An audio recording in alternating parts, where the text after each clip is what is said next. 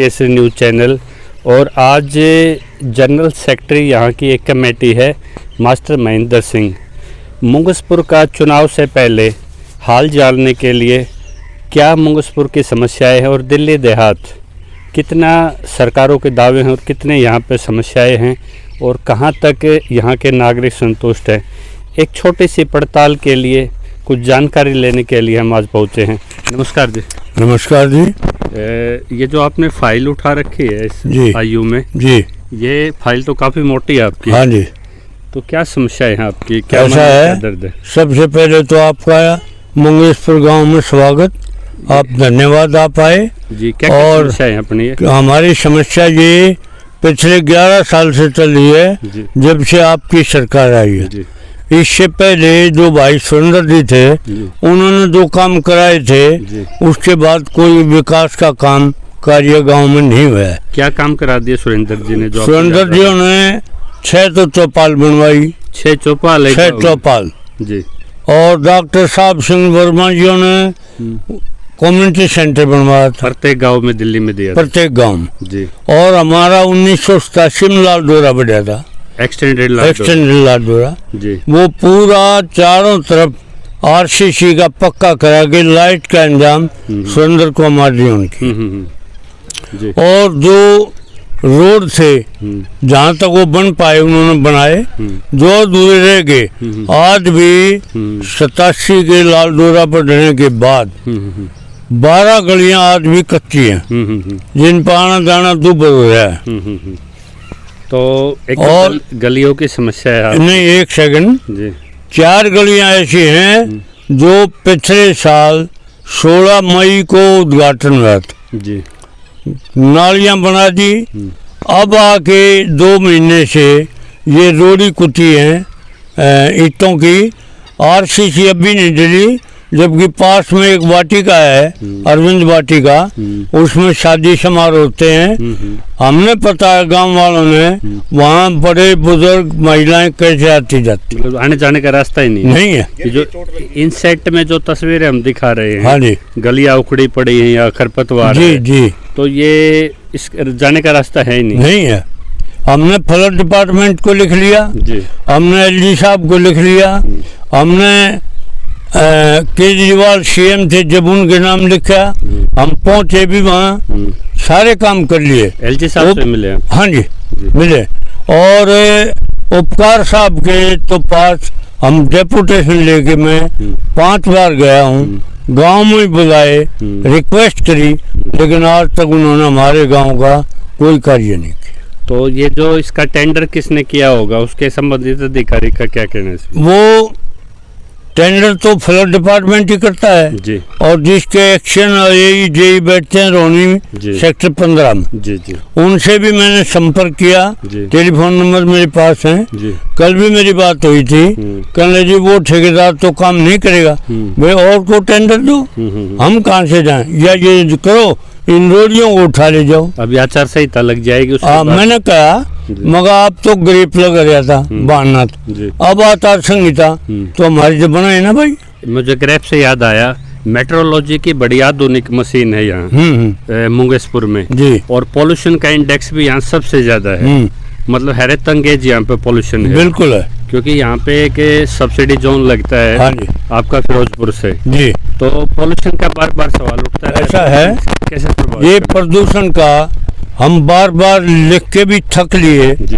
हमारे गांव की जो दूषित हवा हो रही है प्रदूषण के कारण, रात को बैटरी जलाई जाती है, टायर जला जाते, पता नहीं क्या क्या इस प्रकार का धुआं काला होता है कि 6 बजे के बाद मेन रोड पर दिखाई नहीं देता, कपड़े भी काले हो जाते, मतलब बुरी तरह यहाँ बीमारी पैदा होने का भय है। दूसरा नंबर प्रदूषण का हमारे गांव में और बीमारियों का, एक हमारे यहाँ ड्रेन नंबर 8 निकलती है जी, उसमें तमाम जितनी फैक्ट्री फिरोजपुर में लगी हुई है, मुंगसपुर ड्रेन के नाम से मशहूर है। हाँ, मुंगसपुर ड्रेन के नाम से मशहूर है, उसमें वो लाल पानी आता है जी। हमने एलजी साहब से लिख लिया, सबसे लिख लिया, भाई इसको कवर करा दो, बीच बीच में जगह ऐसी छटवा दो जो कभी सफाई हो जाए। तो एनजीटी में डैमेज क्यों नहीं डालते आप इसका?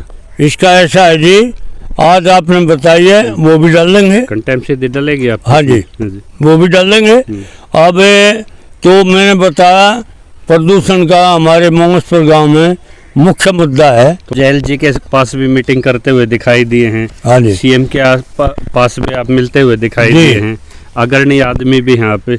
अब आपके गांव में सरकारें आएंगी, तीनों पार्टियों के प्रतिनिधि आएंगे, तो क्या गांव स्वागत करेगा या बहिष्कार के साथ अपनी मांगों के साथ? देखो, एक नागरिक होने के नाते बहिष्कार करना तो गलत जी, लेकिन उनसे हम ये जरूर कह देंगे, अगर उपकार दिलाते हैं, कोई हम किसी की इंसल्ट नहीं करते, ना बदतमीज से बोले। जी जी, हम तमीज से बोलने वाले आदमी, हमारी सभ्यता है, सभ्यता है। जी जी जी। तो उनसे फिर पूछेंगे, सवाल करेंगे, भाई आपने पिछले 5 साल में क्या करा। जवाब तो मांग सकते हैं क्योंकि वो प्रतिनिधि है हमारे। जी जी जी। और रहा और कोई सी पार्टी के जो भी, उनसे यही सवाल करें, वे हमारे कार्य नहीं हो रहे, इनको जो करवाएगा हम उनको वोट दें। एक एलजी साहब के हाथ में आज डीडीए है, सर्विस डिपार्टमेंट, आपने देखा होगा जी, और 52 लाख सर्कल रेट, जो मेरे ख्याल में 10-15 साल से दिल्ली में 1 रुपए की बढ़ोतरी नहीं बढ़िया है। उससे आप आंदोलन से भी जुड़े हुए हैं? हमें जुड़े हुए हैं। हाँ जी। तो क्या मांग करेंगे एलजी साहब से? एलजी साहब से 10 करोड़ की मांग, मार्केट रेट मांग रखा है जी। हाँ जी। शमशान घाट का ये हाल है, मैंने आपको पहले ही बताया था कि 3 शेड है वहाँ। एक शेड पे भाई दीपक ने चुनाव से पहले डलवा दिया था अपने पैसे, उनका मैं धन्यवाद करता हूँ। लेकिन 2 शेड आज भी खुले पड़े हैं। अगर गांव में कोई हादसा होता रहता है, अंत्येष्टि करने जाते हैं गांव वाले, तो और बारिश आ जाती है, भी व्यवस्था नहीं है, तो कोई व्यवस्था नहीं। तो ये मास्टर जी की व्यथा थी कि यदि बरसात हो या इस बीच में कोई वहाँ पे कोई ऐसा स्थान भी नहीं है जहाँ हम शव को रख सकें, जहाँ उनके उपलों को या लकड़ी को रख सकें, तो इस तरह की 7-8 साल से गांव में विकास सीज हो चुका है। और मेरे पीछे जो आप ये कंक्रीट देख रहे हैं, ये चारों तरफ दिखाएंगे आप, इस पे पथ बनाया हुआ था, घाट बनाए हुए हैं, लेकिन यहाँ जिस तरह से वीड्स हैं, ये जिस तरह से खरपतवार हो गई है, यहाँ पे कोई इसकी छटाई, कोई व्यवस्था नहीं। कम्युनिटी सेंटर के आप टूटे हुए आप दिख रहे होंगे, यहाँ कोई व्यवस्था नहीं, चौकीदार नहीं, यानी कि गाँव को भगवान भरोसे छोड़ दिया गया है। और मुंगसपुर ने 3 IAS दिए, चेयरमैन दिए, हाँ जी। और जिस तरह से एक्स सर्विसमैन गांव के विकास के लिए चिंतित हैं, क्या कहेंगे मास्टर जी? ऐसा है कि मैं तो आपको समस्याओं के बारे में बता रहा हूँ, ये मूलभूत समस्याएं हैं जी। और हमारे गांव में 1987 में एक्सटेंड हुआ था लाल डोरा जी, जी, जी। और उस टाइम जो बिजली के तार जिन प्लॉटों में आए हुए थे जी, इतने हम 5 साल से प्रयास कर रहे, 10 साल से, भाई इन पोलों को इनको हटाओ। प्लॉट दिए थे ये मकान बनाने के लिए, और वहाँ से तार आज तक नहीं हटाए गए। हमने NDPL को भी लिख लिया, और DM SDM यहाँ कटेवड़ा नवोदय में आए थे जी। और 5 गांव बुलाए थे समस्याओं के लिए। ओपन दरबार लगा था जिसमें गाँव की तरफ से मेरे को कहा गया था, और गुरुजी आप ही बोलो, मैंने विस्तार से समस्याएं बताई थी। और DM साहब कहने लगे, अगर ये सही है मैं एक काम कर लो, आपसे रिक्वेस्ट करता हूँ, आप कल एक बार सुपरविजन कर लो, हम आपका वेलकम करें। अगले दिन आए DM साहब, 50-60 आदमी साथ थे। हमने उनको एक पॉइंट दिखा, तालाब भी, कम्युनिटी भी, ये सारी समस्याएं, और एक भी हल नहीं हुई। तो शकल भी याद है, समस्याएं भी याद, हाँ सारी, लेकिन समाधान नहीं है। और मैंने कहा सर एक भी समस्या हल नहीं हुआ, चुप हो गए। बताओ क्या करें, मतलब निरुत्तर है, निरुत्तर। तो 6 चौपालों का जर्जर हालत हो रही है। इसी तरह इसके पास ड्रेन नंबर 8 के पास एक तालाब है पशुओं के पानी के लिए, वो घाट भी ठीक है, लेकिन वो घाट को टूटे हुए आज 8 साल हो गए, और दीवार को कोई रिपेयर, और हम लिख के चेक लिए, वीडियोग्राफी भेज दी, सारे काम पेपर में निकलवा दिया, आज तक वो ना घाट ठीक हुआ और ना वो दीवार ठीक। और पूरा मैंने आपको बता दिया कि 16 गलियां आज भी कच्ची हैं, जबकि यूं कहते हैं कि दिल्ली देहात में हमने बहुत विकास किया है। और अभी दिवाली से पहले दावे था कि पैचअप किए जाएंगे सारे जो रोड टूटे हुए हैं। हाँ जी, वो कितना हुआ आपके? हमारे गांव में एक भी नहीं, 1 इंच भी नहीं, मतलब कोई पैचअप भी नहीं लगा नहीं, पाई सरकार? बिल्कुल नहीं। तो दावे सिर्फ खोखले हैं। खोखले हैं। हाँ जी।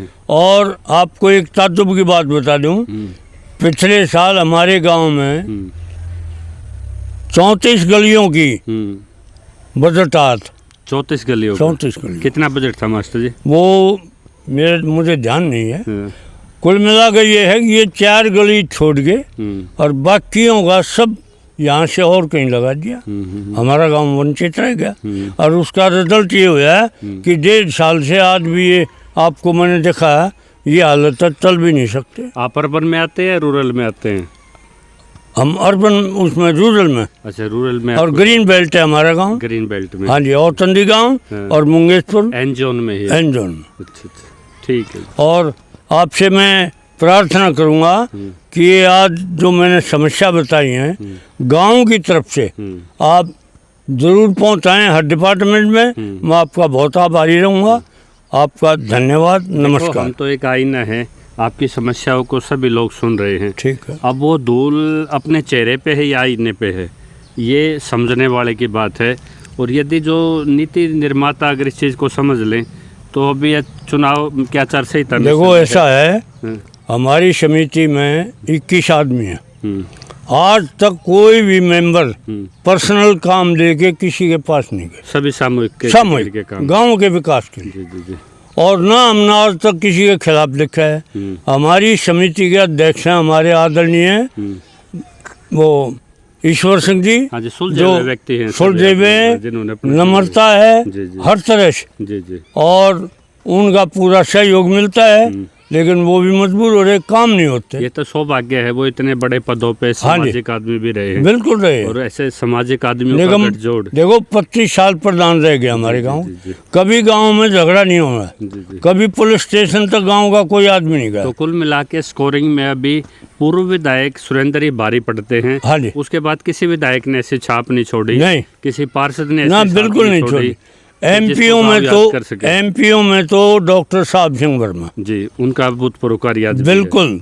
और विधायक के तौर पे जो भाई सुरेंद्र जी ने काम करा दिया हमारे गांव में नहीं, हर एक पूरी बोआना विधानसभा, रिकॉर्ड की बात। तो ये एक छोटा सा सैंपल सर्वे भी है कि एक सांसद और विधायक को इन्होंने बिल्कुल डिस्ट्रिक्टली क्लियर कर दिया।